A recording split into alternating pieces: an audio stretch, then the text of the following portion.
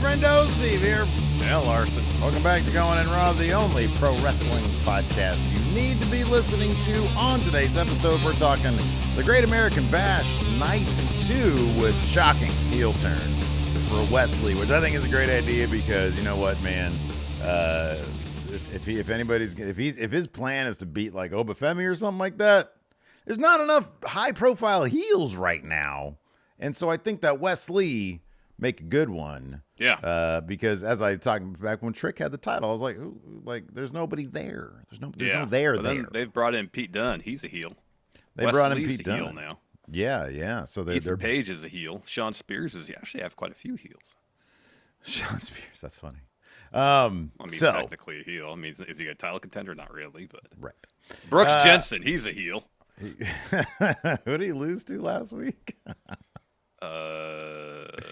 Doesn't matter. Anyways, we're going to talk about NXT for last night. But first, I don't even have the notes in front of me. We're just diving into this. Do we have We're just going to dive right into this. Do we have any news at all? No news. I mean, it was just Bryan Danielson talking about why he likes AEW, and that's kind of it. Why does he like AEW? Because they focus on wrestling because we're the best wrestle, Steve. Oh, I just figured he'd say something like, because it's like, they just let me do whatever I want to do. Sure, that's part of it too. Anyways, no, let's dive right into this. This is a topic of discussion that's been on the table for us for a while, and it's an interesting one now that we're about 4 years into the Bloodline saga, where about 2 years into kind of like the real meat of the Judgment Day saga. In my mind, Judgment Day as we know it started the day Dom Mysterio turned on his dad and Edge at Clash of the Castle 2022 and joined Judgment Day. In my mind, that's where Judgment Day, as we grew to love them, really started. Well, let me ask you this. Sure. I like that's good context right there. Is there a general consensus on... So obviously the Bloodline story started with Paul Heyman sitting on a couch with Roman Reigns, right? But along the way, and it kicked off amazingly. We had a killer Jey Uso Thunderdome feud, which, God, I wish we had, people in attendance because I think that could have been. You think Jey is over now? Imagine if that happened in front of fans. I know. Right. Along the way, we did have Demon Valor slipping on the top of the wrestling ring broke. Yeah. So there were some ups and downs. Where do you think the Bloodline story really took that leap into holy shit? Well, you mentioned the Jey Uso era, and I think that's really the initial feud between Roman and Jey Uso after Roman came back, won the title. I think that's when we really realized, okay, this Roman is different. Sure. Yeah. Than what we've seen before. And it was a way to add some dimension, a lot of dimension to him, to Jey Uso, and kind of reset the table, if you will, in terms of how they approached telling stories with Roman Reigns, in that it's so much more focused on interpersonal dynamics. In the case within the context of a family, and that was kind of the first thing I was like, okay, they're doing something interesting and different with Roman here. Sure. But of course, the high point, I think, I'm guessing a lot of people would agree with this, was the Sami Zayn era. Yeah. That was some of the most tension-filled, dramatic stuff they ever did with the Bloodline, and also some of the most humorous. Yeah. I mean, that was the era where every member of the Bloodline was seemingly able to show the most dimension in terms of who their characters were, and the most layers to who their characters were, because everybody had an arc, in that little kind of sub-story amongst the larger story. Yeah, I'm sorry, go ahead. I was just going to say, post Roman losing at Mania this year, you could say the Bloodline is in a bit of a rebuilding phase. Put your one up for your tribal chief. Now that Solo's taken over, and it's interesting parallel, because I was thinking about kind of the overall arc of Judgment Day. Once we kind of decided this is what we're going to talk about on the show, and how, obviously with Roman at the head of Bloodline from its inception, it's one of the top stars in the entire company. Yeah. Roman Reigns, you had him feuding with Jey Uso, one half of one of the greatest tag teams in WWE history. Two very established names. Yeah. Yeah. Whereas with Judgment Day, after they kicked out Edge, especially, you had Rhea, who was great, but, kind of hadn't really kind of found her voice on main roster yet in terms of who her character is. Yeah. You had Finn coming back from NXT, and Finn's a highly decorated champion, WWE, but not exactly to the level of Roman Reigns, obviously. Yeah. You had Damian Priest, who had been called up from NXT not that long prior. And so you had people either trying to establish or reestablish themselves on the main roster, which is kind of this, similar to what the Bloodline is doing now with Solo and Jacob Fatu and Tama Tonga and Tonga Loa. Put your ones up for Tonga Loa. Low blow, Steve. Thank you. 1 year anniversary of him versus Okada a couple days ago. I saw that. Yeah. Saw that. Put your one up for Tonga Loa then. There you go. So it's, in terms of this is all kind of a long-winded prelude to, I guess we can kind of talk about what is a story in WWE. What is kind of like the most important saga that Triple H is currently telling. I guess we can either discuss it either in terms of currently or within the last few years. Well, absolutely. I think there's a lot of ground we can cover here, because I think that there's a couple things that sort of led to this conversation. Just thought it'd be kind of interesting, especially on a slow news day, granted. I'm not sure Wes Lee kicking Nash Carter in the nuts is going to necessarily pop a number. And so you put Roman Reigns, this is full transparency. Roman Reigns, Rhea Ripley, and Damian Priest on a thumbnail. Let's see if we can get some views with this. Exactly. But I think it is an interesting conversation, because it's kind of rare that you've got this question in WWE. For the longest time, and I while you were talking right there, saying very good stuff, I did a little bit of research, because I know you can carry that load while I'm doing some research. So after Finn Balor, that was September of 22. Early 23, Royal Rumble 23 was Reigns' match against Seth Rollins. I do kind of think that the fulcrum point, if you will, is that day one episode of Raw, where was it a pay-per-view? No, it was pay-per-view. Sorry, it's pay-per-view. Where Roman Reigns wasn't there because of, I think, COVID or whatever. Yeah, he had COVID. And there was a rumor that he was supposed to lose his title to Brock at that point, which would have interrupted You're talking about his Rumble. spell. You're talking about Rumble 22. That was him and Seth, right? Yeah, him and Seth. So Yeah. that's Rumble Okay, 22. so I'm sorry. Day 122. You're right. Yes. Day 123, I think, was Raw. Day 122 was Roman Reigns supposed to be there. He wasn't there. And so Brock won the thing. And then at Mania, they ended up doing the title for title or whatever. And the Usos got the tag titles at that point.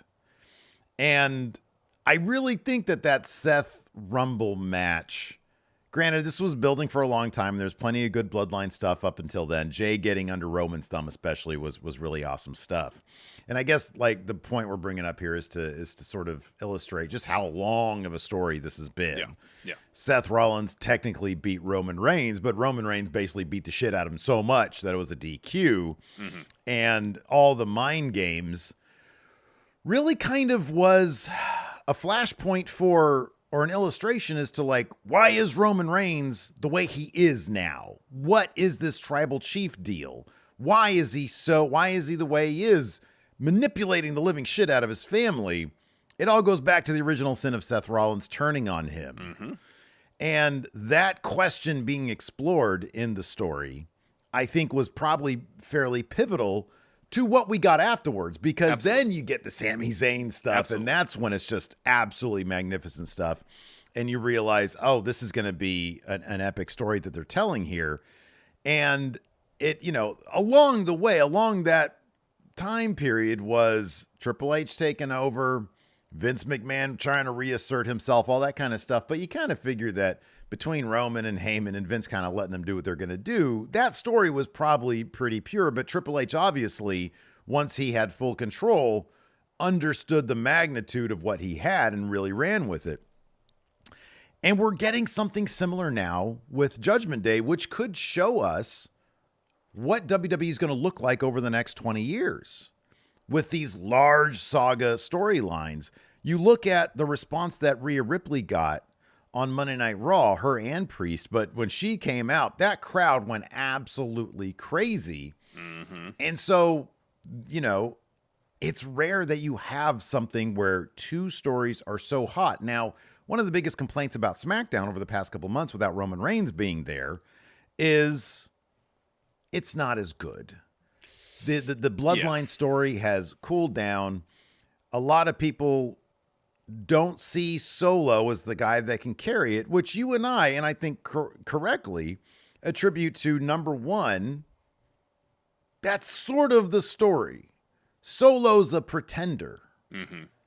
But number two, there is some validity to that argument because as a performer, he's not the most compelling guy in the world. And there is something to be said about, okay, well, if he's a pretender to the throne, there does need to be a little something more to keep people wanting to tune in to the storyline. Part of this conversation also, I was kind of curious. I was doing some searching on the Google Trends, which I seem to have lost right now. But it's kind of interesting that Rhea. So I put in Rhea. Roman Reigns absolutely shot to the top during SummerSlam. His Google Trends shot to the absolute top. But Rhea Ripley wasn't that far behind. Cody Rhodes was shot to the top as well. Mm-hmm. And so his name is still looms super large. Yeah. But what was interesting is in the days after that, hers and Roman's names. Now, obviously, she was a heavy subject on Raw. She was featured heavily there. I'm sure Roman Reigns on Friday is going to shoot to the top as well. Yeah. But there seems to be a comparable amount of fan interest, if that's one metric you can use, in Rhea Ripley in the Judgment, because she is the most prominent figure in the Judgment Day storyline, in her, and as it compares to Roman Reigns, which I thought was pretty interesting. Obviously, and it was just announced yesterday, I guess there's going to be an official Jordan Bloodline collaboration next year, which is kind of interesting. So that crossover into the mainstream is pretty interesting. Mm-hmm. But from a fan perspective, there's always the Roman Reigns probably going to be a part-time guy. The Rock's going to come back at some point for the big marquee Night 2 WrestleMania main event, whatever that's going to be. For all we know, the Bloodline stuff is going to main event Night 1 as well. Is there the chance, and this is just one piece of conversation, is there the chance that Judgment Day, is going to heat up so much that they can command a Night 1 main event? I don't know about Night 2. Nobody's gonna dethrone the final boss, but Night 1? Yeah. I mean, you would guess at this juncture, given what's on the line, the heat in terms of the titles, the heat behind it in terms of the personal rivalry, that Liv and Rhea would have the advantage in getting the main event spot at Night 1. We're still 8 months out from WrestleMania. If they could continue the momentum of the feud now and continue the fan interest and keep the heat behind it, if Dom could keep getting nuclear levels of heat night after night after night. I can't wait till he didn't show up live. Wait, did he on Raw? Yeah. He just showed up to stomp on Priest. That's right. Yeah, that's right. Before, the second he has a mic in his hand. Oh my gosh. Won't be able to hear him. There's potential there for Mania main event Night 1 levels of interest and heat and intrigue in terms of what happens. Short of a title being on the line, I don't know if they could get. They probably won't be able to get there with Finn and Damian Priest. And even with a title on the line, I don't know. Liv versus Rhea. Yeah. Is there a way? Like it would have to be. I mean, the twists and turns would have to be pretty massive. I mean, I think it maybe the silly question would be: is there any way, shape, or form that they can get Night 2? But I just don't see that. If The Rock's involved in WrestleMania, whatever he's doing, that's going to be the main event of Night 2. Right. Yeah. That's the reality of the situation. Whether he's taking on Cody for the title or Roman in the dream match, that's getting the Night 2 main event. Yeah. And is there any metric? Is there any business reason that would flip it though? Oh, for Rhea Liv getting night 2? I mean, Or if it is any without a permutation of the doubt, Judgment Day. it's just if here's the thing, if The Rock wasn't going to be involved, I'd say yeah, but they will put everything to the side. Everything to the side. If The Rock is going to be at WrestleMania. If he's wrestling at WrestleMania next year and at WrestleMania 42, he's getting the night 2 main event. Rock, Roman, Cody, whatever permutation Yeah, 2 of the that's 3. going to be. Yeah. Yeah. Is going to get the main event. But like the competition for main event in night 1 is probably pretty competitive because you got probably Punk and Seth. You'll have Rhea and Liv. You don't know who Gunther, assuming he's world heavyweight champion still at that juncture, who he's going to face. And I'm probably and then if it's Roman Solo, maybe they want that for the main event at night 1. Okay, but there's also a huge name. I didn't even look this one up, and I feel stupid for walking into this without looking this up. But CM Punk, his entire thing is his story is main eventing WrestleMania. Yeah, I mentioned that. I mentioned him and Seth. Yeah. Okay. Yeah. So there's a lot of competition. So I don't know. I mean, the stories they have potentially going into Mania next year, there's a lot of intriguing stuff, and there's going to be a lot of competition. Yeah. A lot of competition, the main event, night 1. And there is even, you mentioned Roman Solo, there is even the possibility that Bloodline's going to be night 1 and night 2 like it was this year. Yeah, if it's Roman Solo, yeah. Yeah, and it's funny because it sort of like reminds me of the conversation of what is the more prestigious title, or what title is considered the A title in WWE, at least as it pertains to the men's division on Raw and SmackDown. World Heavyweight Championship. You mentioned it earlier or yesterday. Gunther is going to main event Berlin. Oh, yeah. Cody's going to fight at Berlin because likely. he's on every show. Yeah. He didn't main event at Clash of the Castle, so it'll probably be the same situation. He'll probably open the show against who I don't exactly know. But yeah, you got to figure that and so I always thought that was kind of an interesting situation because it goes to show that your original assessment, which I agreed with, if Roman's on the show, he's going to main event. Now that Roman's not the champion anymore, that's not the case. And so there is a bit more, it's a bit more of an even playing field when it comes to these titles. If you're in Scotland and Drew McIntyre is challenging for this title, guess what? That's going to main event. Yeah. If you're, in a country right next to Austria, Germany, which apparently Randy Orton thinks Gunther's from Germany, then he's going to main event with that title. Yeah. No, absolutely. Now let's kind of break things down. I mean, obviously, if we're looking at it historically, you could give the Bloodline story so much credit in terms of elevating WWE to the current heights that they're at. It was without a doubt, the A story from 2020 till you could argue WrestleMania 40. Absolutely. In the entire company. 1000%. Yeah. It's one of the best stories probably ever told in the history of pro wrestling. And it would be fascinating to go in a time machine to see, or an alternate universe where that didn't happen, and see where WWE would be right now if not for the Bloodline story. But I just want to say, I think in most people's eyes, objectively, Bloodline has been the A story for a long time, but now it's a bit more nebulous because you have, and they spend a lot of effort on Raw establishing Rhea Ripley as more or less the Roman Reigns of Raw. Mm-hmm. Now you have the Judgment Day story hitting a crescendo with the faction splitting.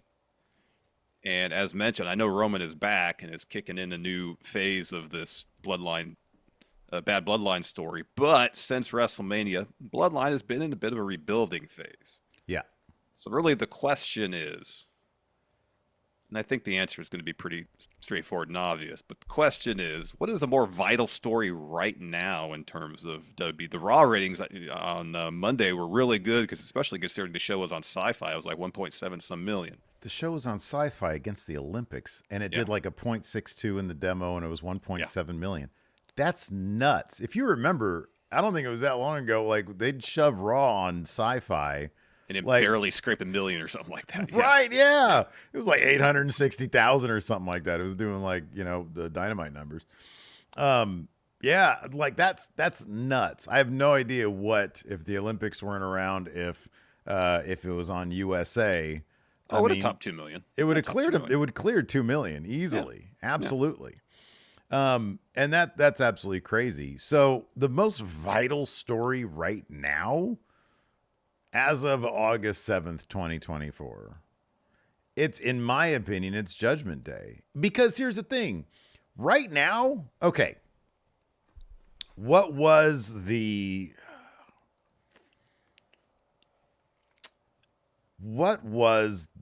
peak Bloodline story twist?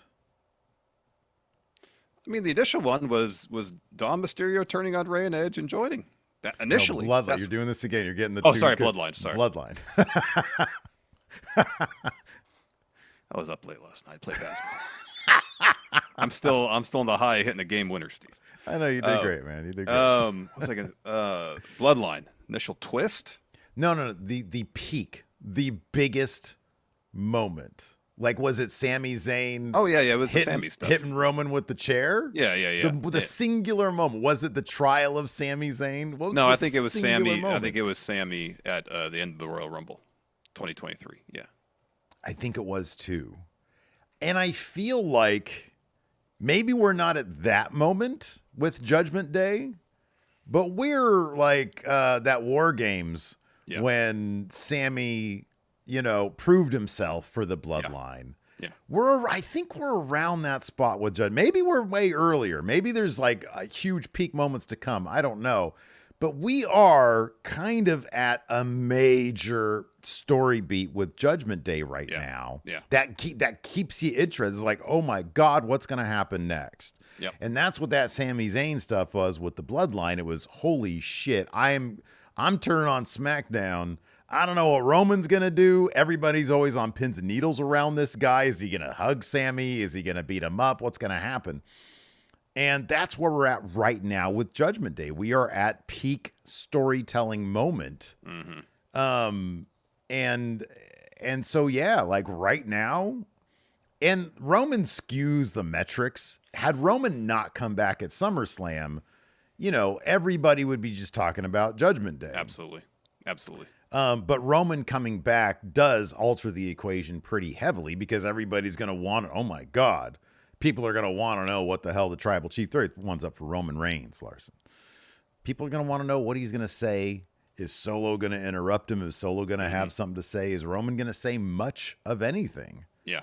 He's generally speaking kind of, when he doesn't need to talk, he doesn't talk.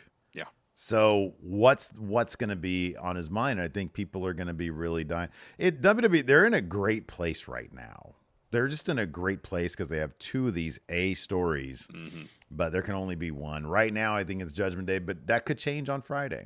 It could. And as a credit to how the Judgment Day story has been laid out, that they've done an excellent job of creating brand new main event stars with this story. Saw the reaction that, Rhea's been a main event star for a couple years now. But you heard the reaction that Damian Priest got on Raw this week after losing the title and the way he lost it. Yeah. The reactions Dom has been getting since he turned on his dad to join Judgment Day.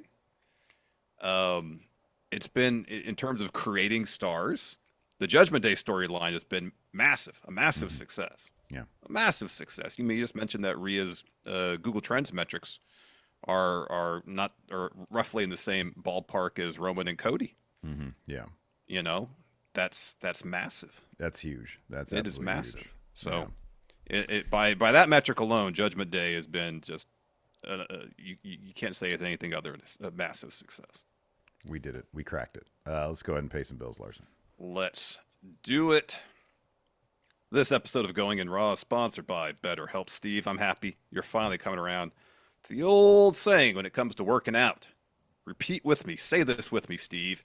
Never skip leg, arms and chest. Leg. Oh, leg. Day. And similarly, you also shouldn't skip out on taking care of yourself and establishing your self-care non-negotiables. And while I make it a priority these days to get my leg workouts in, did hamstrings today, I haven't always been as diligent about taking the time to prioritize what makes me happy. I think I can speak for both of us when I say that we're incredibly busy. Every week, our schedules are usually packed with work stuff, family stuff. That's not even including school, which hasn't even started yet. Oh, man, it's coming up next week. Oh, yeah. When your schedule is so packed, it's easy to let your priorities slip. It is, but when you feel like you have so little time for yourself, it makes things like therapy all the more important. Back in my mid-20s, when I was dealing with severe anxiety, I started therapy. Therapy helped me get my life back on track, allowing me to learn the skills I needed to better cope with my anxiety, and it helped me establish my self-care non-negotiables. And if you're thinking about starting therapy, give BetterHelp a try. BetterHelp is completely online and designed to be convenient, flexible, and suited for your schedule. All you got to do to get started is fill out a brief questionnaire to get matched with a licensed therapist, and then you can switch therapists at any time for no additional charge. So never skip Therapy Day with BetterHelp. Visit BetterHelp.com/raw today to get 10% off your first month. That's BetterHelp, HELP.com/raw. Hey, let me ask you this. I know that we've got our NXT review coming up here in just a second. But a couple things first. Number one, I saw this. We have not talked about this at all. About this rumor out there. I guess it was started by Brood_Edge on Twitter. I think this is the first time I saw it. Anyways, this tweet: WWE is actively testing the waters to go back to WWF. Oh, that's a load of BS. They can't do that. Just outwardly dismissing. Yeah. They've been WWE for what? Near 25 years? Yeah. It's not a small feat to completely rebrand a company. It's not. We've seen it happen with Twitter. Yes. At this point, people just there's a lot of fans of WWE who don't know it is WWF. Period. You know? And that's not even taking into account the whole legal concerns involved in doing that, given the reason they had to change in the first place with the World Wildlife Fund. I don't like. No. That's less of an issue, I think. I mean, if they are exploring, if they're testing the waters, they're not just going to do it while ignoring that. They would have to come to some sort of legal agreement. Yeah. Which, in my understanding, has not always been easy. It hasn't always been easy with Vince McMahon. I don't think that's not the problem. Your first point is absolutely the thing. I don't think you could. I think the larger thing is rebranding an entire company these days, especially a company the size of WWE, is massive. But since I'm just not very well versed in the legal proceedings and how litigious World Wildlife Fund still might be and how protective they are of their branding as WWF, how that would play into it either. I don't think you can discount that entirely. They wouldn't. Yeah, they wouldn't be able to do this without coming to an agreement. That's not the issue. And I don't know if they could, if they would, whatever. If they could get past that legal hurdle, would they? I don't know, because there's so many fans who just know it as WWE, and they rebranded WWF and be like, "Let me ask you this. What? How many fans do you think aren't even aware that it used to be called that? I can't even if you take the subsection of fans that were born after it was named WWE, 2002 or whatever. I think it's 2002. Yeah. 2002, and I was 22 years. Even I would say 80% of them know that it used to be WWF. Oh, I'm sure they would be aware that it used to be WWF, but at the same time, they know it is WWE. Do you think it'd be a stupid move? Triple H is such a historian guy. I know. There's the nostalgia of WWF, and growing up, that's what I watched was WWF, and yeah, there's something to be said in terms of the history of the company, maybe, but I don't know, just from a purely business perspective, How many of those title belts do they have out there given to sports teams with just the current logo on there? Mm-hmm. Yeah. Like they've invested so much in marketing the company with the current name that to change all that for some reason, I don't know why they would, other than just embrace the history of the company or something like that. I don't know why they would. They've been wildly successful, especially of late as WWE. Yeah. Why change? Yeah. Why change the name? Why change the name? Yeah, I don't disagree with you. I think you're right. I think it's a fun conversation though, because like I saw this, and I have no idea if it's true or not. It's been passed around so much at this point that people seem to think there's some legitimacy to it. I don't know why they would either. I mean, if they could come to an agreement, I'll put it this way, if they can come to an agreement where they don't have to act like it wasn't a thing, where they can say WWF in reference to its history, where they can unblur out, the logo and stuff on the lower, on the little, the bug or whatever, then I think that'd be kind of cool. You cut World Wildlife Fund a check and be like, hey, here you go. Can we unblur our stuff? We're all adults now. We're WWE. Like, this is not a big deal.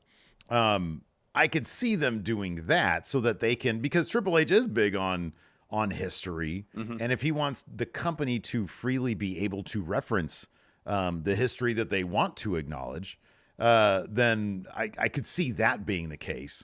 But to go back to referring to themselves as the World Wrestling Federation, unless it's just to stick up Triple H's ass that he's been like, this was bullshit in the first place. This is the Fed. This is where we should be. Maybe his burner count is like, WW Fed for life or something like that. I don't know. Who knows? I don't know. But I know, I remember when it happened, it really bothered because we're in college, it's like, what the fuck? This is stupid, WWE, that's dumb. But, so yeah, I don't know. I really would be shocked if they wanted to actively go back to calling their modern day brand WWF. And here's, I think another, in terms of just the name itself, another thing to potentially consider. While the company, since Vince is out, has been more comfortable embracing the term pro wrestling on TV, it's obvious they don't just see themselves as a pro wrestling company. And when you hear the word federation in reference to WWE now, you think, oh, they're a pro wrestling company. Mm-hmm. And I don't think they want to be viewed as just a pro wrestling company. They want to be viewed as an entertainment company. And therefore, the WWE branding, even though I don't think the letters stand for anything anymore.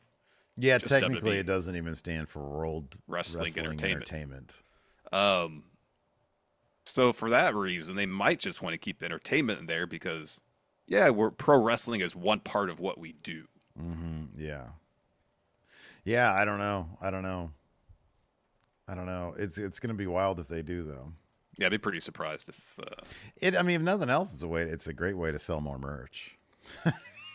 Yeah, the old WWF logo, like in the 80s with the chrome kind of effect on it. It doesn't hit the same when they just, because like the John Cena Word Life one, they brought that back, and it just doesn't hit the same. It doesn't. Could you imagine like the current network logo, though, with like just a couple of spikes on the right side of it for the F? Yeah. It would be weird. It'd be unbalanced. It'd be imbalanced. Yeah, exactly.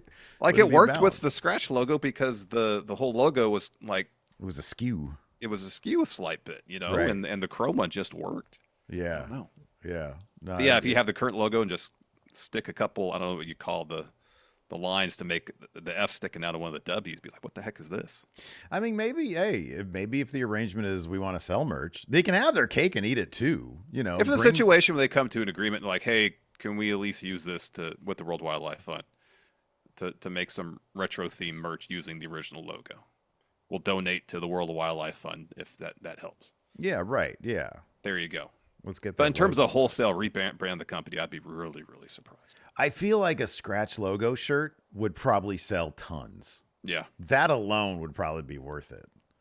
But yeah, I'd be surprised if they like went back to being called that, Mm-hmm. But yeah, I don't know. I don't know what Triple H wants to do, I don't know either. I don't know. Look, the fact is he hasn't brought back like the Winged Eagle title. He didn't bring back the big gold belt instead of doing what they did. So they want the branding on stuff. They want that brand. I think his appreciation for history doesn't supersede his understanding of like just good branding business.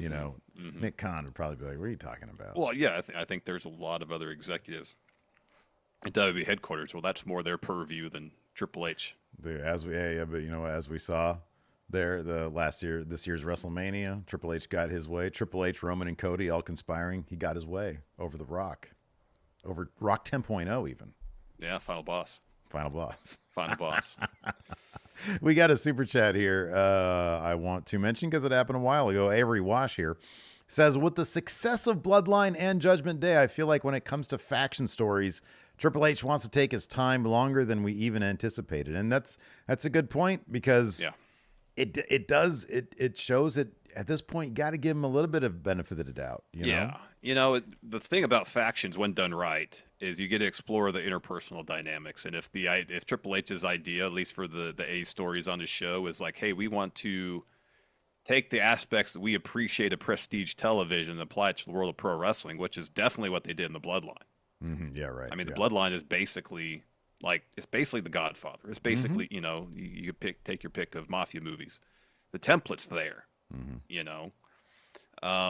and they're doing the same with Judgment Day. I was trying to think of a good analogy in terms of the TV or film world for Judgment Day. Oh, wow. Jeez. And the closest, it's not even that good. It's like like an early PTA movie, Paul Thomas Anderson movie. Oh, it's like Magnolia? Yeah, kind of. Or even to a degree, Boogie Nights, where you have kind of these people who are cast adrift in the sense that is Edge Burt Reynolds' character? Yeah, he would be. Edge Jack Horner? You would be Jack Horner. I like that. That's good. And then they find a family amongst themselves. So. And of course, Dom Mysterio is Dirk Diggler. Oh my goodness. Oh, we got it, man. We got it. The great scene between Damian Priest and Edge, like Tom Cruise and his dad in Magnolia. Oh, God. Apparently, Tom Cruise came up with a bunch of that dialogue. Yeah, no, he improv a lot of that, yeah. Tom Cruise, man, I'm telling you. That's Scientology. It really works. I'll stop. Hey, before we talk NXT, I want to talk to the friendos out there about something. Talk to the camera, dude. Yeah, talk to the That's friendos. What I was doing. Yeah. Go ahead and do something it. That's very important here to Steve and I, and that's engagement on the YouTube. Right. It's important. It's good for the channel. It's good for our videos. Engagement. It does something in that mysterious algorithm thing on YouTube where if you leave comments, you like the video, suddenly the video gets in front of more eyeballs. And that's good for Steven Larson's Pro Wrestling Podcast. You know what I think the algorithm looks like? Like personified? Like the intro to the WWE shows these days where it's like the universe, but there's people in the constellations and stuff. Yeah. And you hear Triple H. That's what I think the algorithm looks like. Like if you like Tron were to go inside the computer. If you were to take a light speed cycle, yeah. Yes, a light cycle into there. So, if you could, please. We have over 400 people watching right now. If you could, hit that like button. Yeah. We're trying to get maximum number of likes. Like yesterday, we got over 1,000 likes. That's great. Oh, that's huge. And it's about 1 in 12 people who watch a video liked it, which is a great percentage. And that's what we're trying to replicate. And it's doing great. Here's the thing. Larson and I were petty. All right, I'm just going to put it out there for you guys. Well, we're petty. We're very competitive. Yeah, and very petty. I've seen you kick a basketball in frustration before. That's had a competition. It's also kind of petty, especially the one time it was my basketball. Well, it's kind of irrelevant which basketball it is. So if I want to kick it, it's going to get kicked. So listen, I'm like, speaking of Paul Thomas Anderson movies, I'm like Daniel Day-Lewis in There Will Be Blood. Daniel Plainview. I've got this competition in me. I don't like to see other people succeed. Now, whether that's Larson on the basketball court against me or... Oh, man, you've been speaking of petty. Yeah. Other wrestling podcasts. Oh, I hate to see them. But I looked at Chartable today. Yeah. And our good friend Jason Solomonster. Yeah. He's one notch ahead of us on Chartable. Oh. See, that's where we differ. I'm more than happy to celebrate other people's success. I'm not. And so, to ensure that we get higher and higher so that we're not number 3 We're number 1. We need you guys to comment on this episode. We also need you guys to drop it. If you're listening to this in the audio realm, a rating, review, or a comment goes so far towards helping Going in Raw go up to the number 1 spot. And we want to get there, and we can get there, but we need your help to do it. So hit that thumbs up here on YouTube. It goes a long way. And leave a comment. That's even more important. Leave a comment. It could be something simple like, hey, Larson, I love that beard. Oh, thanks. You know? Well, no, I'm not saying I do. But if I read great. that, that's my inner monologue. Be like, oh, on top. thanks. Yeah, exactly. Yeah. So leave us a comment. It's like yesterday we were like, hey, leave comments, leave likes. And we're over 1,100 likes, 129 comments. That's amazing. That's great. Let's keep that momentum going. We need to keep that momentum going. Absolutely. Also, we got the Friendo Club set up. If you want to help support Going in Raw financially, it's $5 a month. All you do is click join right here at youtube.com/Steven Larson, or go to patreon.com/Steven Larson and click on the Friendo Club setup. You get access to all of our old bonus episodes, which we're going to return with soon.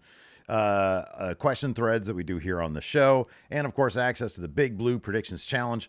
Joey Bishop reached out to us, Larson. He's been confirmed as the winner of the Big Blue Predictions Challenge for SummerSlam. And he gave me permission to go ahead and just find a picture of the Rat Pack Joey Bishop and use that for his Hall of Champions picture. So I'll be doing that soon. Jay Smooth, I still owe you yours, so that's going to be happening too soon as well. So if you want in on the Big Blue Predictions Challenge for the upcoming Weeks of Champion, including AEW All In, AEW All Out, and WWE Bash at Berlin Street Trash, then because it's going to be a huge event, Joey Bishop's going to be putting that Big Blue Championship on the line at those 3 big events. And so that's how you do it. Join right here at youtube.com or Friendo Club set up over at patreon.com/Steven Larson. Indeed. All right, let's talk NXT. Of course, the primary story coming out of Great American Bash Night 2, Wes Lee turning heel on the Rascalz after MSK, he and Zachary Wentz took an L to Nathan Frazier and Axiom. So when they announced this match was the main event for the show last night, I actually thought that Lee and Wentz were going to win. And hence why they're going to have this huge moment at the end with them holding up the titles. That's what I thought was going to happen. Something had to happen because it was the main event, you know? Yeah, absolutely. Especially when there's a title match, NXT title match also on the show. Mm-hmm. That was the main event, so something had to happen. And then once Lee took the L, and the way they kind of lingered on the moment where he was upset, Trey Miguel looked like he was on the verge of ugly crying. Mm-hmm. Yeah. And at first, when they were really holding on that moment, I was like, oh, someone's going to come out and attack him. And the longer they held, I was like, oh, Wes Lee's turning. Mm-hmm. And then sure enough, he's a bad guy now. I thought it was an awesome moment for him. I think it's something that he needs. You know, he did the thing with Obafemi. Obafemi right now, obviously, they got big plans for him. He's not losing that title anytime soon, if at all, to be honest with you. And he needs something. And we talked about this before. Up until the arrival of Ethan Page, which shortly before that, we had the arrival of Shawn Spears as a heel. Before that, there were not a whole lot of prominent heels on the brand. And that's why when Ethan Page emerged as a contender for the title, I was like, okay, that could make sense, him getting the title, because there's more faces than there are heels. And sure enough, that's what they ended up doing. Well, you need some good heels. Mm-hmm. And I can't think of because this Rascalz reunion has been a big deal. It's been a very emotional deal. And to see this go down was pretty shocking and so well executed. What do you think is next now for Wes Lee? I mean, you got, I don't know, what is it, Bound for Glory coming up for in TNA? October, yeah, next month. So, after Wes Lee attacked Wentz and Miguel, he gets in Zachary Wentz's face and screams at him, "You left me here all alone." And Wes Lee's story since his return is, of course, first is he wanted that North American title back. Didn't happen. And he thought, well, a reunion with the Rascalz, get the tag titles. that we never lost back as well. And there's something inside Wes Lee there's a wound that's been festering, and it's his inability to recapture the success he had before his injury is just gnawing at him. And he failed to reclaim the North American title last night. He failed to reclaim the tag titles, and all that frustration boiled over. He took it out on his now former stablemates. So you got to think most immediately there's got to be a feud. We're going to get matches, him against Wentz, him against Trey Miguel. Maybe they'll do a tag match where Wes Lee has to find a partner. I don't know, but you got to think more immediately that's the story they're going to roll with. In terms of long-term goals for Wes Lee, as you mentioned, Obafemi is holding on to that North American title for a long time. Dude, it could be. Sorry, I'm going to interrupt you. If they go full bore with the Wes Lee heel turn, Obafemi is the type where it's like, yeah, they could do the thing where they Keith Lee him and he gets both titles, at the same time. Or if you want to spread the love around, if Wes Lee ends up being just a massive piece of shit heel, maybe he does take it. Maybe he does take it off. It's possible that he cheats like all get out to win. Yeah, right. But long term, whether it's North American title or they put him in the world title picture, maybe for a feud after Trick gets it back from Ethan Page. Although Trick took that clean L to Pete Dunne last night to open the show, which is kind of wins and learns, man. Wins and learns. Surprising. Yeah. So not exactly sure what Trick's arc is going to be leading to the debut. They're already marketing the debut of NXT on the CW as huge deals. They're having the shows in arenas. They're having main roster stars on the shows. And that's enough to get the eyeballs on those programs. But you also got to think that if they want to maintain that audience, they got to put forth some intriguing, interesting television, having some title changes, some massive story beats happening on those shows. That's got to be a part of it as well. Hence, that's kind of why we thought Trick would probably get the title back at the debut was on October 1st, I think, on the CW. And if they want to have Wes Lee, a heel Wes Lee, potentially feud against Trick Williams after that, I'd be all for it. That'd be great. Yeah, no, I could totally see that as well. Fightful Select, when was this? Yesterday. Had a report that there could be another TNA named Josh Alexander showing up as part of this NXT crossover. Last year, we talked about this last week, I think. Last year, TNA and New Japan did a crossover, their second crossover event, Multiverse United or something like that. And I wonder if the possibility remains, given that Bound for Glory is in October, maybe next month in September, we might get a proper crossover TNA NXT. And that made me, and I thought about that largely because, or I thought about that again because of the Josh Alexander thing, but also because of the Wes Lee heel turn. Having the NXT tag titles on what's essentially a TNA act. I mean, I know MSK is an NXT act, but two of the three members of the Rascalz are there in TNA.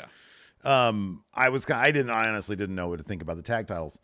Also, Ridge Holland brought up Chase U has a tag title shot next week. So I'm like, okay, I don't know how that's going to play out with, if the Rascalz have that or MSK has that. Well, I know it's going to play out. Chase U is going to lose. Well, probably because of Duke Hudson. He seems pretty burnt about not being included in this match. Yeah.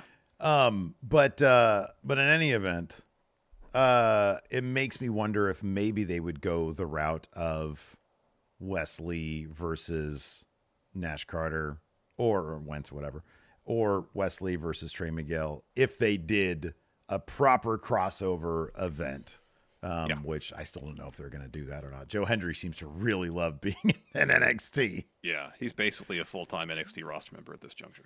Yeah, but if you bring moonlights in TNA, it's yeah. Well, pretty much everybody moonlights in TNA because you're just there for like a day a month. That's true. That's take all the indie bookings you want outside of that. It'd be interesting. It would have been interesting a few months ago, even a couple months ago, with Josh Alexander get involved in what's going on in NXT, considering he was still a babyface at the time, but he turned heel at the last show. So you think if he showed up, challenge Ethan Page, given their history as a tag team, that would be intriguing. But if they're both heels, let's say it can't happen. I don't know if it will. So I don't know if Josh Alexander would show up in NXT to continue his feud with Joe Hendry. Is it possible they turned him heels because Ethan Page is a bad guy and they're going to do a tag match? The North versus, I don't know, Trick and Joe Hendry. Yeah. Yeah. Boy, that's kind of a cool match, and it makes a lot of sense. Yeah. Yeah. Yeah, could be. Yeah, who knows? Anyways, let's go ahead and dive into it. Let's get into it. Show opened up with a recap of last week's show, framed around Hank and Tank hosting it. And then we get Pete Dunne taking on Trick Williams. And as mentioned earlier, somewhat surprisingly, Trick Williams is the one who lost the match. Pete Dunne with the clean win. Yeah. Man, I appreciate that when you're in NXT, you got to kind of earn it against the main roster people. I mean, so often sometimes it's obvious they send main roster stars down there for a spell to help get the NXT talent over. But then sometimes it's a situation where, as you mentioned, you got to get those wins somehow. Yeah. I mean, last week I just remembered who it was that beat Brooks Jensen. It was Cedric Alexander. Yes. I was like, okay, I'm kind of surprised at that. Maybe there is a new philosophy where, because we've seen this already, the top champions in NXT, Ilya, Braun, go to main roster. They lose against the top guys in Carmelo. They lose against the top guys on main roster. They gotta figure it out. Sorry, wins and learns. Wins and learns. I didn't mean to ape Pete Dunne's thing. That they got to figure it out. Well, maybe it's sage advice. I guess so. He'll get that win back, but it does seem like there is a bit of a template they follow when it comes to certain feuds. The top guys in NXT, in order to get better, guess what? Sometimes they got to lose and then they got to figure it out. Yep. I don't think that's a bad way to go at all, because there's got to be some sort of struggle, There's got to be adversity to overcome. After that, earlier in the day, we're at Hank and Tank's barbecue. Yeah, wasn't huge on these segments either. So there was one big thing I wasn't huge on in this. Was it Lexus King, or was it the wing eating contest? No, go back. It wasn't just Lexus King. Oh, was it Eddie walking in too? No, Lexus King was wearing a Nirvana shirt. Okay. Like, if his entire premise is, I'm into, shitty 80s rock music, Guns N' Roses and stuff, that's his vibe. His vibe is not exactly grunge guy. No, it's not. But I don't know how specific he's been with his musical taste beyond it's got to be guitar-based rock music. I think the inference is there. And on top of that, what song was he actually playing last night? I don't know. I wasn't paying attention. No, there was. It was just like standard rock music garage band track. Yeah. I don't know. So the idea was Lexus King busts in, starts playing his music, and Tank says, well, he wanted Eddie to DJ. And then King's like, yeah, he won't be scratching any records today because I broke his hand. Well, then Eddie walks in, steps up to King, and then Tank's like, no fighting at our party. You're both out of here. And then off to the side, there's a wing eating contest between Robert Stone and Stevie Turner. Yeah, I think I blocked a lot of that out, to be honest with you. Because by the time they got to the next segment, like the next barbecue segment, and Stone just had it all over him, I was like, what the fuck is all that? I think I just blocked it out. I was like, I can't watch them. This particular segment of the barbecue highlighted a lot of the stuff that isn't working at NXT right now. Mm-hmm. Yeah. Let me ask you this. What Nirvana track would he play to warrant the response that I think it was Anofe and Blade had? They're like, we can't have a party to this shit. Endless Nameless. Wait, how does that one go again? It's the one that's the hidden track on Nevermind. It's the hidden track. Or Gallons of Alcohol Flowing Through the Strip. All right, there you go. What was B-side. that on? That was a B-side? Okay. B-side from the In Utero sessions, yes. All right. I'm very well versed in Nirvana's discography. So see how offensive they are to party goers. Well, it's just like noise stuff. It's not super abrasive stuff. It's just formless noise jam as opposed to song. So gotcha. That's why I bring those two up.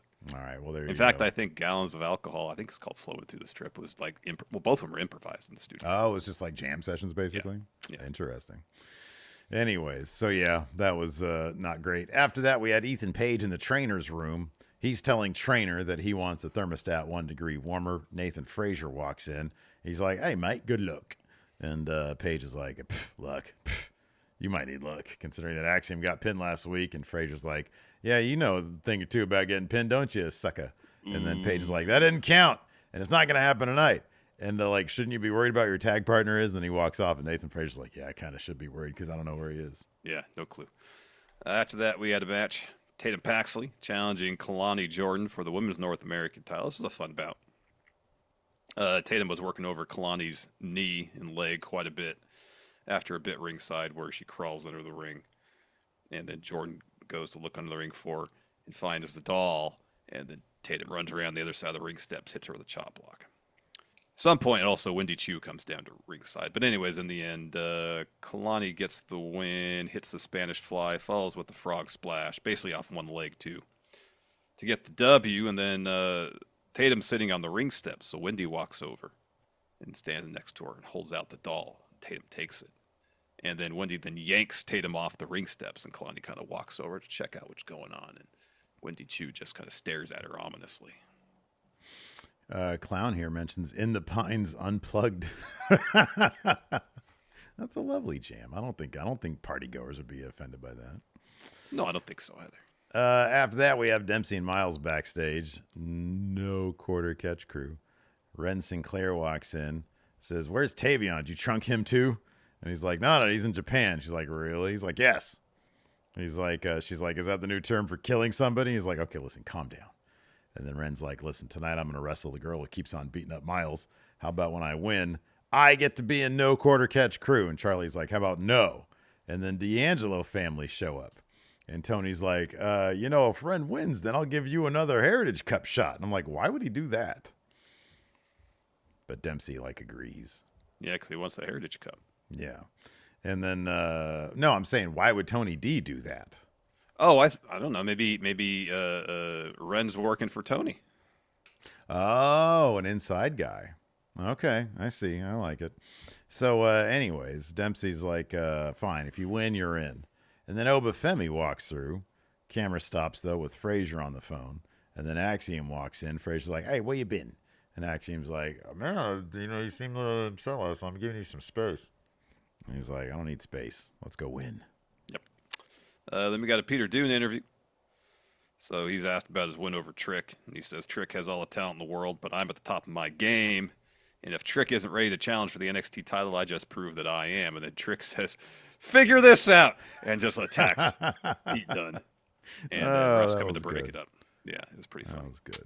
And then we got Oro Mensah yeah, versus Ethan Page. This is a fun match. Smack dab in the middle of the show, an NXT title match. Yep. It's a fun bout, though. Yeah, it was fun. I mean, it probably would have main evented had it not been for Wes Lee Turning heel, all these dudes. But yeah. Page gets the win after a pump kick and Ego's edge. There was a great spell, though, where Oro was trying to get a bunch of roll-ups. And Page kept kicking out of him. It was a fun match. Yeah. After that, we had a Rascalz interview. They're all emotional and shit. Wentz is like, "It's been 852 days since we had to give up these titles." Lee's like, "I never thought this moment would come. I've had some really dark days here. One day we're tag champs. The next I'm here by myself. I was fortunate to have a great run with the North American title, but standing next to my brothers is the best moment of my career. It's going to take a lot of effort to beat Nathan Frazier and Axiom tonight, but it's our moment." And Trey says, "You know what? We're the Rascalz, but tonight it's all about Misk." Then we're back at Hank and Tank's barbecue. So you have Jada Parker and Brinley Reese chatting, and then Ashanti steps in. And he says, because they were talking about somebody else, some other dude who was on the other side of the party. And he says, "What you need is right here." And Jada says, "I'm not worried about anything but the NXT Women's title. I got next." And so Lola Vice, Sol Ruka stepped in. Lola says she has next. And Jada says, "You've already had your chance." And then BJ Ray steps in. Says, any of you can get a title shot because you're all smoke shows. And then Lola punches him in the gut. Yeah. And then Sol Ruka. Lola Vice and Jada Parker hit BJ Ray with the Shield triple team powerbomb through one of the tables. And then Tank's like, oh, this is awesome. Cinematically, this was all over the place. It was. I don't know if they shot this a bunch of different times or if they just had they were like, okay, get an angle from down there, get an angle. Like the coverage was obscene on this. Yeah, it was. I felt like we got 10 minutes to shoot this. Just set up your shots and just get it in the can, They really could have. Well, I don't know. It seems like they took a whole day to film this because there were so many different angles that they used every single one. Multiple cameras, buddy. Well, I saw somebody had some some behind the scenes footage of Joe Hendry walking through the parking lot. And it's like they use the most basic cameras for these things. So, yeah, it's possible they got like a bunch of $500 cameras. Yeah. Just put them everywhere. Anyways, after that, we had Joe Coffey versus Joe Hendry. Not shockingly. I love the beginning of this, though. Joe Hendry just launches himself out on the gallows. Yeah. Not shocking, though. Hendry gets the win here after hitting his finish. Afterwards, he gets an interview in the ring. Asked by Sarah if he's enjoyed his time in NXT. He says, "You're talking like it's over. I like it here, and I may just stay for a lot longer. I know there are a lot of people in the locker room who have a problem with that. They can face me next Tuesday."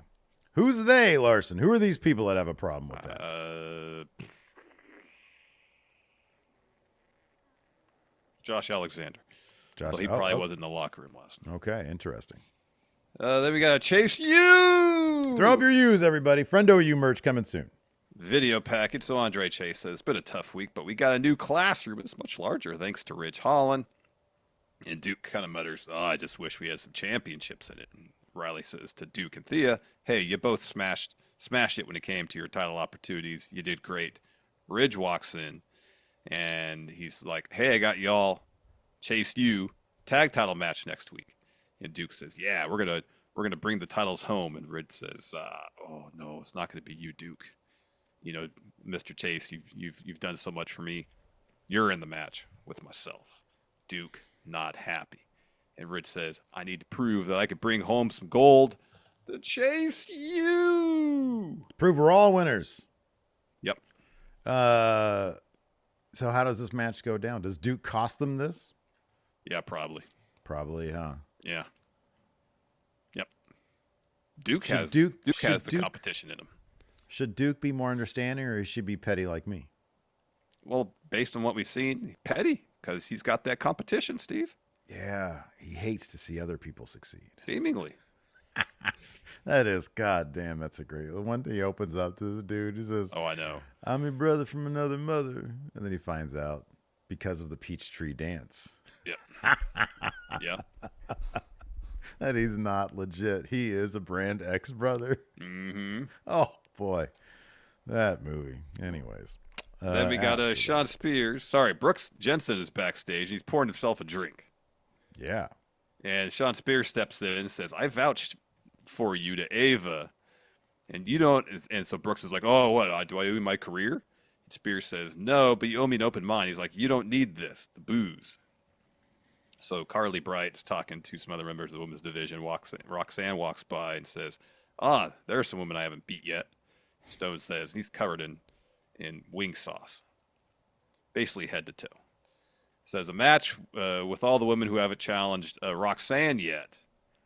And he says, I'm going to go tell Ava. And then Stevie Turner punches him in the gut and says, no, I'm going to go tell Ava. And the Good Brothers step in. And they talk to Hank and Tank. They say the food sucks, the drinks are garbage. And then a brawl breaks out. Yeah. This was really long. This is like way longer than it probably should have been. Oh yeah, I mean, they're trying to set up matches with these segments, but Yeah. After that, we had Ren Sinclair versus Kendall Gray. This was Ren's way to get in the No Quarter Catch crew. She ends up getting her wish. Charlie, so towards the finish here, Miles distracts Kendall. Ren rolls her up. Kendall reverses her roll up into a roll up of her own. And then Charlie almost helps her break it up, but then Ren kicks out and then hits her finish for the win. Yeah. So she gets to be a No Quarter Catch crew and the beneficiary of the No Quarter Catch crew catch clause. Good job. Now say Lyra Valkyria. Ooh. All right, don't worry about it. So, to say no quarter catch crew catch clause as fast as you can. No quarter catch crew catch clause. It's pretty No good. quarter catch crew catch. Oof, that's hard. It's tough. That's tough. Then we got Javon Evans' video package. He talks about signing with WWE. He talks about a story from 2013 where he met Matt Bloom. Lord Tensai. Lord Tensai. He says, now he's my coach. Yeah. And so he's asked, where do you think you'll be for 10 years from now? And he says, I don't know, but you're all going to watch me grow up right in front of your eyes, so enjoy the ride. After that, we had an Obafemi interview, at least the beginning of one. He's asked about how his meeting with Ava went. He says, it went well. I'll be defending my North American title against anybody who steps up. Meanwhile, the D'Angelo family crew walks through, and they just sort of take the camera's attention away from him and leave him behind. Yeah. He's like, next week, I'm going to be Charlie Dempsey. And you see Oba back there like, what the fuck? Then we had our main event, Musk versus Nathan Frazier and Axiom. I mean, tons of fun. Figured this would be a terrific match, and guess what? It was a terrific match. It was a ton of fun. In the end, though, Axiom pins Lee after hitting the golden ratio. Go your way to watch this. This is tons of fun. So they all shake hands in the ring. Axiom and Frazier, they leave. And so Wentz and Trey kind of help Wes Lee stay upright because he's kind of slumping over. He's upset. He's beat up. So then Lee, and they linger on this moment for a while, and Trey Miguel's like, oh my gosh, this is so heartbreaking that they didn't win. So then Lee super kicks Trey, kicks Wentz in the nuts, and then yells at him, you left me alone, and hammers him with punches and kicks him out of the ring. So then Lee picks up Trey at this point, who's also out of the ring, punches him in the gut and throws him through the barricade, and then hits Wentz with a Meteora as Wentz is slumped against the ring steps. Yep. Yeah, good stuff. Really good stuff there. Yeah. Yep. Would you like to answer a few questions, Steve? Would you like to answer some questions? Hold on a second. How many likes do we have? 181. Can we get to 200, please? At the minimum, 200 likes. Please. Listen. Please. Listen. I am. Are you talking to me or you're talking to Friendos out? Talking to Friendos, talk to camera, Steve. I'm going to talk to camera. I'm an incredibly desperate, petty person. I need to be number one. I can't stand being number 3. Oh, boy. I don't like it. So do us a favor. Hit that thumbs up. Hit that subscribe button and the notify bell. Yeah. Let's get to 1,000. Let's get to 1,000. I reek of desperation. Disc Golfing Goon here says, with Finn's jealousy being the ultimate downfall of Priest's title reign, is it fair to wonder if he will turn on Dom due to his relationship with Liv and ultimately cost her the women's title? Thanks, Friendos. What, Priest turning on who? No, Finn turning on Liv. You know what? I would expect to happen between now and WrestleMania, if the Mania match is going to be Rhea and Liv, is at some point Liv turns her back on Dom. So not only will we have Rhea versus Liv at WrestleMania, Dom tries to get back in Rhea's good graces at WrestleMania by costing Liv the match. Yeah, it's going to be interesting. It's going to be like a year before that any of that happens. It's going to be a little while. This shit takes forever and a day to go down. Yep. Let's see here. Dave Matuszek says, with Wes Lee's heel turn in effect, what's his reason for this attitude adjustment? Oh, it's pretty self-evident. He yelled at Wentz, "You left me alone here." It's the frustration boiling over that he hasn't been able to recapture the success he had before with being tag champ, North American champ. He's failed at both attempts, and it's boiled over, and he's taking it out on Zach Wentz. Mm-hmm. That's what it is. Yep. My spirit animal is a Dorito. What was your favorite breakfast cereal as a kid? Cinnamon Life. Mine was Grape Nuts. Were you born like 65?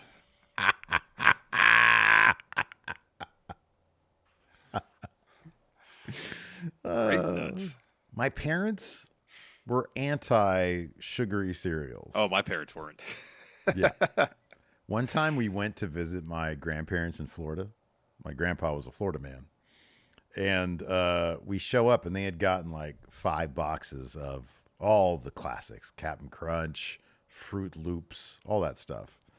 I was like, where's the grape nuts? Because it was like... And then your grandfather says, why do you have the same eating habits as me?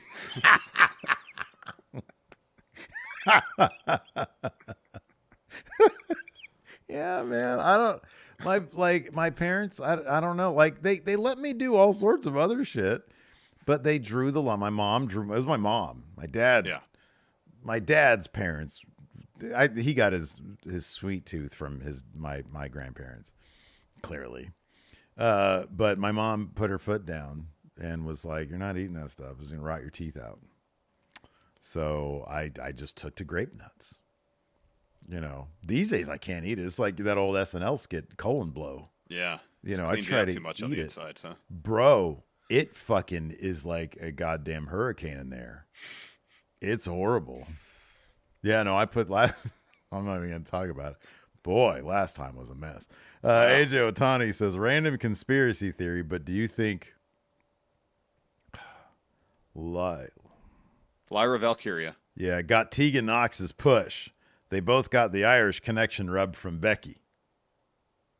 Well, no, Tegan's from Wales. Mm-hmm.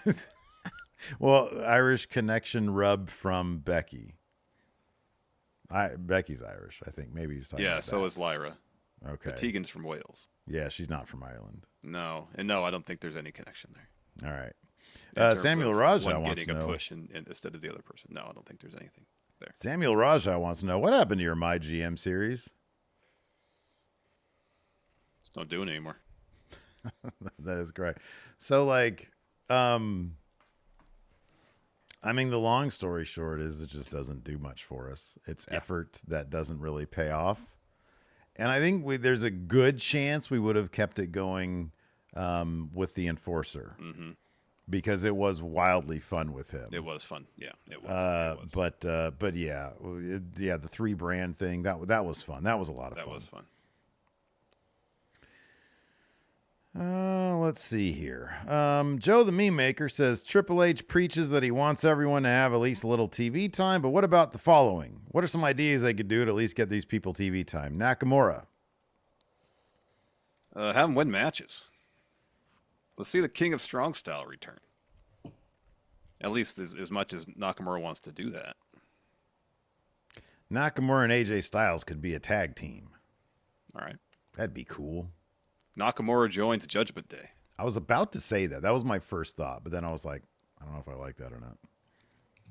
Tegan Knox. She gets rebranded Irish.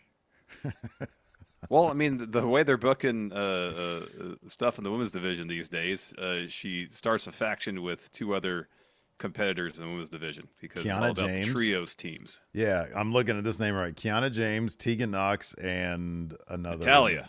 And Natalya. They're perfect. Yeah, there you go. I think Tegan and Natalya tagged for a while, too. Yeah, they did. LWO. They're on TV here and there. Yeah, but everybody just needs interesting stories. That's what it comes down to. They need a saga. LWO saga would be awesome. Yeah. An injection of the Lucha Bros. Hey, sounds like it could happen. Yeah. Let's see here. Edward Munoz here says, if Tony Khan emailed you guys and said, hey, I want Going in Raw to be Go All Elite, what would your price be? And what would your ideal role be? Where do you think you'd be best utilized? If Tony Khan called us and said, you guys are all elite. I mean, like, does he want our show to be all elite podcast? Look. If we're the official podcast, or recap gosh, sorry.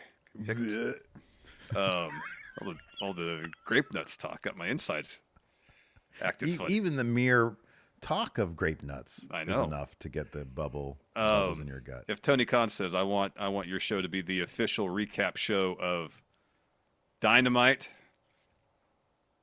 Rampage, yeah, Collision, AEW pay-per-views, yeah, and that's all we'd cover is AEW product. Yeah. I mean, the price for us to do that would be pretty significant. I'll do anything for $500,000. This podcast Is that will before change or after taxes? before. This podcast will. Is that for you or for us collectively? No, individually. I don't care what you get. I get $500,000. Well, if you're getting half, I want at least that much. Okay, that's a smart business move on your part. I would think so. But Yeah. I'm telling you, $500,000 then after taxes, that's what? $350? It's not bad. That's good money, but Yeah, that's good money. That's pretty damn good money. hold on, is it that much annually? Yeah. Okay, that's fine then. I thought you I'm were sorry. I thought yeah. Half a million in. lump Yeah, sum, annually. lump sum, $500,000. I'm like, No, I don't want that. I won't do that. That'll go away just like that. That's what I'm talking about. No, I want Annually? every year. Yes. I want a cash infusion every year. I want it Yes, paid that's on the fine. 1st of January. You want a lump sum? Every year, 1st of January. To stash under my bed. And then how long does it last till that money is gone? Oh, April. I'll get back on my Twitch channel. You're like you build a full court indoor basketball court in your backyard, and every That's it. January 2nd, you're like, I need a new floor. Yeah, exactly. I need new hardwood. I had too much grape nuts last year. Now I Yeah, need a new no, floor here. this podcast will I'll change this podcast into anything for $500,000 Annually. Lump sum January 1st. I kind of prefer my payments to be the first of every month. You lack discipline. No, I just like being able to know that first of the month I wake up, paycheck came. Creamy Beef Tips here says, what 3 current wrestlers across all promotions would you want to have a hangover-style adventure with?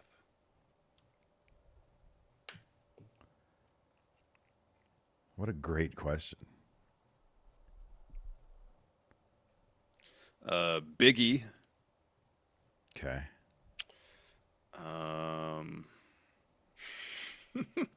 Jack Perry. We could be in the scapegoat mobile. That's a great answer. That's a good one. And then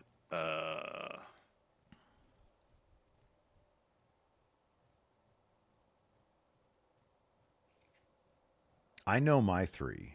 all right, go ahead. I got to think of my third. Kenny Omega, Kazuchika Okada, and Xavier Woods. Okada, that's the third name. That's my 3 guys right there. That's good. Yeah. Yeah, that'd be awesome. That'd be rad. I like that a lot. I'm all out of questions over here. All right, I got a few here. Cool. Oh, do we have one from C Machine? Because I know he was complaining yesterday that we didn't read his question. No, nothing from C Machine. Odds are, if it was yesterday, if there was a question that wasn't asked, it's because we covered it on the show. That's kind of the one thing about questions. If you put a question here in the question thread, if we already covered that subject matter on the show, we kind of don't really look to double dip.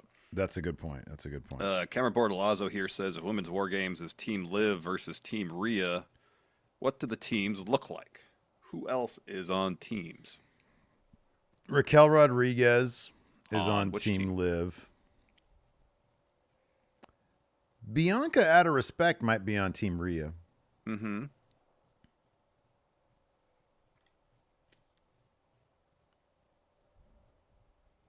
Ooh. What if Becky comes back to be on Team Rhea? That's a good one. That's a good one. And then I'm going to say, just because I think it'd be entertaining, Zelina Vega's on Team Rhea. Oh, that's great. Yeah. And then Liv would That's have great. Raquel Great pick. and then 2 others. Who else has...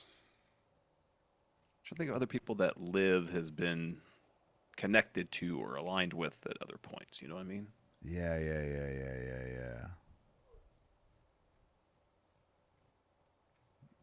I don't know. I don't know. Maybe chat will know. Nate Cruz here says, now that Rhea and Damien are teaming up, what teams would you make for another mixed match challenge type event? What a good question. Oh, well, obviously we know a couple of them, the 2 Judgment Day teams. Yeah. Boy, that is a good question. Montez and Bianca. Yeah. Seth and Becky. How about Becky returns for mixed match challenge? For the Facebook show. That's good. Mm-hmm. Andrade and Charlotte. Yes. That would be cool. That would be cool. That would be cool. That's good. Aleister Black and Zelina Vega. Well, I'm back. it shows they bring him back for Mixed match challenge. Mixed match challenge, exactly. Yeah. Gregory Fiella here says, from NXT or TNA, which wrestler that hasn't showed up on the other show yet will be next if you had to guess? Josh Alexander, because that's what Fightful says. Educated guess right there. You think? Werewolf Ed Edwards. Oh gosh, how come that hasn't happened yet? It really needs to. I know. Richard A has been a Friendo Club setup member now for 15 months. Says, oh man, 15 months. I just want to say after this weekend and Monday night, wrestling is cool as hell again. Man. Thank you.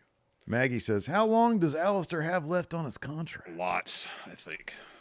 Well, it's either like 2027 or it's like later. It's like later this year. Earlier, yeah. Yeah, I don't know. Like I don't think know either. Tony Khan said that it's like for him and Adam Cole signed like evidently 10-year contracts or something like that.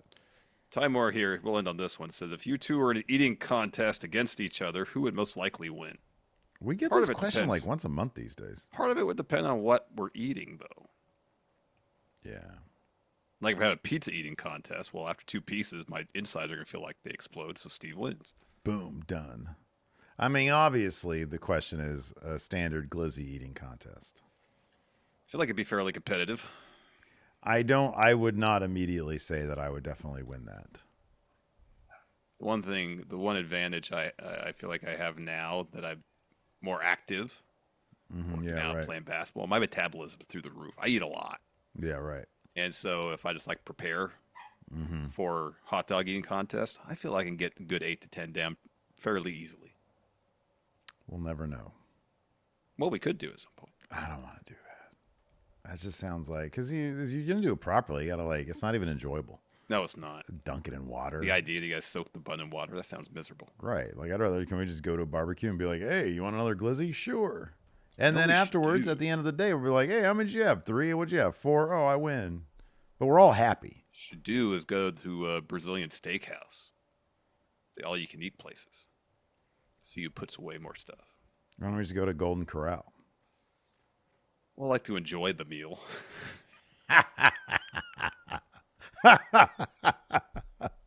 Let's have a grape nuts eating contest. Well, I mean, the way you talk about it, it might be an easy dub for me. It might be, dude. I'm telling you, man. God, if your body seemingly rejects it so quickly. Absolutely blew my hole out, man. It's disgusting. I don't really need to know about all that level of detail. Are we still live? My bad. Yeah, we're still live. I gather that from when you kind of suggested that was the case. Oh, God. I'm sorry. Anyways, yeah, #1 wrestling podcast right here. That's going to do it for the show today. Thanks, everybody, for tuning in. We appreciate it. Until next time, we'll see you later. Hit those thumbs up. Yeah, I'm going to see this video have 1,000 likes by tomorrow, please. Thank you. Richard A. gifted 5 memberships, too. Thank you, Richard A. Thank you. Hit the like button. Leave comments. Engagement, engagement, engagement. Please and thank you. Goodbye, everybody.